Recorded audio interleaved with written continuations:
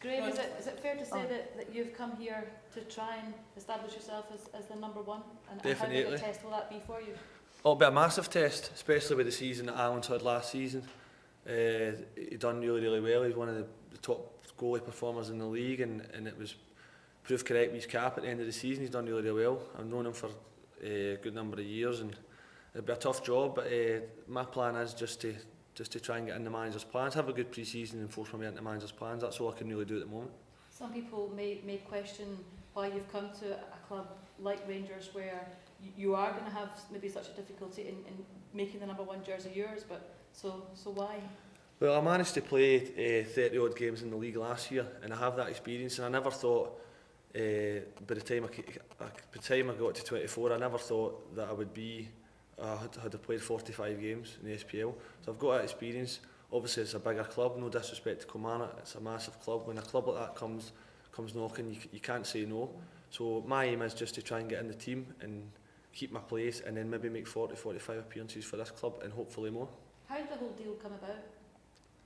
It was pretty much, the first I heard about it was on my first day of my holidays, and then it was pretty much just trying to get a meeting set up when we come back, and I was happy with that, but then it just snowballed from there, and pretty much everything was agreed by the time we come back, and then it was just a case of coming in and getting it signed. But that took a wee while longer than I expected, but I'm just happy that it's done, and I'm here, and I'm looking forward to the challenge. Is it a dream move, would you say? Possibly, yeah. Well, I've got 3 years here, and I can't look too far ahead, 2-3 years down the line. All I can do is take it stage by stage, and the first stage I'm at now is getting in, getting to know the boys, getting to know the people I'm working with, try and force my way into the manager's plans. That's all I can really do at the moment. There could be another Kilmarnock person maybe heading up here, Steven Naismith. Would you like to see him join you up here? Well, I haven't spoke to Stevie, but I know that I reckon he would like to be here with the facilities and everything else, and the players he'll be training with, and the team, the players he's got with him. I mean, he could only benefit from it. The same as everybody that comes to train here, they can only benefit. I mean, I've only been in one day.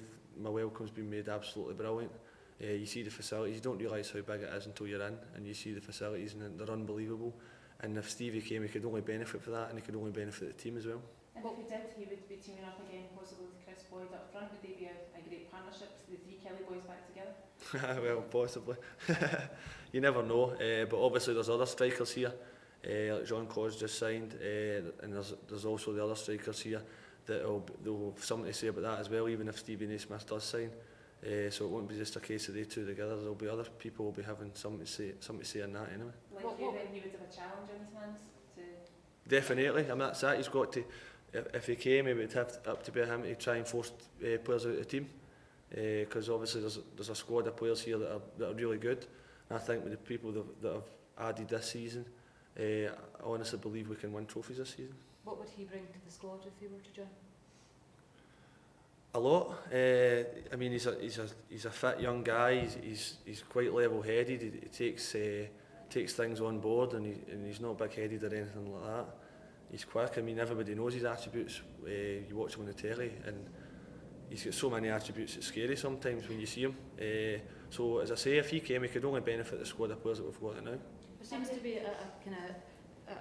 we're going through a real period where young Scottish talent's really coming to the fore, and the old firms are trying to get the Scottish talent. For someone like yourself, a young Scottish player, it must make you feel quite good about yourselves. That there is definitely. I mean, it's good to be wanted by teams, especially clubs of this stature and the history here. And everything. I mean, when a club like that comes and says that they want you, I mean, there's no many the questions that you need to ask back. It's pretty much a yes situation. And the young players, as you said, they're young, so if they come here, have 2 or 3 good seasons and keep progressing and stay in the team, then it can only benefit the club. Graeme, can you imagine what it's going to be like, 50,000 pairs of eyes all on you when you're at Ibrox? Well, I've been in the receiving end of it, so it'll be, hopefully, if I get in the team and play at Ibrox, then it'll be glad to have them behind me instead of against me. Are you confident you can handle the pressure? Definitely. I mean, I've played at a lot of big venues, Ibrox and Parkhead, different things like that, and there's nothing worse than if the home team gets an early goal, and then you're pretty much under the cosh and you have to deal with that. So hopefully, as I say, I'd rather have 50,000 people behind me than against me. What are your aims then for this season, for the near future? As I say, I can't look too far ahead to the end of the season or next season or whatever. All I can do is take it bit by bit, and the stage I'm at the moment is trying to have a good pre-season under my belt and force my way into the manager's plans. That's all I can really do, and then once I do that, then I can evaluate things. And the possibility of a Champions League chance? Well, not getting too far ahead of myself, but we've still got games to play, and hopefully if everything goes well in the pre-season games, then we'll be confident to get through the ties. You say you're quite good friends with Allan McGregor, you know him well. Does that make it more tricky for the goalkeepers, obviously, because you're vying against each other for that one place? Does it make it more difficult because you are such good friends? I don't rather think so. kind of be enemies in a sense that make it easier? No, because even if you're friends, I mean, if Alan's playing, he's getting a full back up at me and Billy Thompson and other goalkeepers. Same as if I was to play, I would like to think that Alan would give me the best of backing. And plus, working with each other every day, the standards will improve, and working with Billy Thompson, the goalkeeping coach. So I've not worked with Alan for a good number of years, and I've never worked with Billy, so it's something that I'm looking forward to, and looking forward to having a good relationship with the both of them.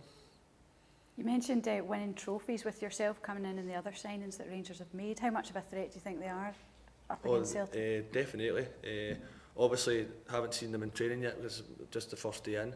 But once we get, same as myself, they'll be looking to have a good pre-season under the belt, and then once the games start, get in about the games, and then they can show everybody what they do. I suppose that's it. You get a much better chance here of winning trophies than you did in your last job. Well, Kilmarnock done well. They got to the CIS Cup final. I was unlucky on the day. That's very disappointing for the club to get so far.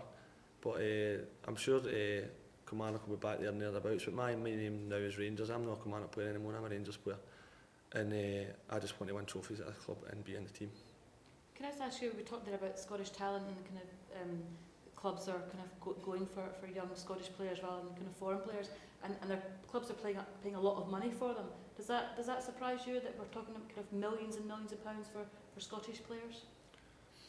Well, I think it's a sign of the times, because there's less and less Scottish players coming through than maybe you got 10-15 years ago.